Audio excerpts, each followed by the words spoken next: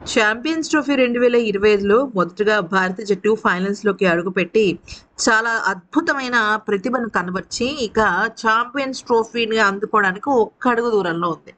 ఈ క్రమంలో న్యూజిలాండ్ జట్టుతో తలపడే భారత జట్టు కూడా పూర్తిగా సంసిద్ధమవుతుంది. ఇప్పుడు భారత జట్టు ఇంత గొప్ప గౌరవాన్ని తీసుకొచ్చినందుకు ఐసీసీకి సంబంధించిన కీలక పదవిలో ఉన్న జైషా భారత జట్టుకు ఒక సూపర్ డూపర్ బంపర్ ఆఫర్ అయితే ప్రకటించడం జరిగింది.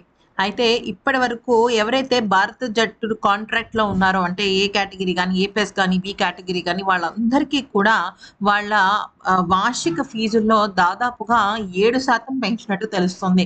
అంటే దాదాపుగా వాళ్ళకి లక్షల్లో మార్పు అయితే వస్తుంది. అంతేకాకుండా కొంచెం బీసీ కేటగిరీ వాళ్ళకి ఇది ఒక రకంగా చెప్పాలి అంటే చాలా అద్భుతమైన వార్తనే చెప్పాలి.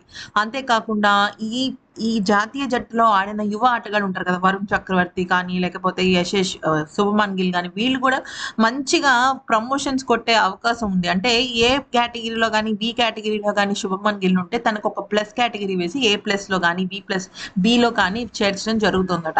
అయితే 7% వార్షిక వేతనాలలో హా ఫీజునైతే పెంచడం జరిగింది గానీ, ఇంకా ప్రమోషన్‌దయితే మాత్రం పూర్తి స్థాయి క్లారిటీ రాలేదు.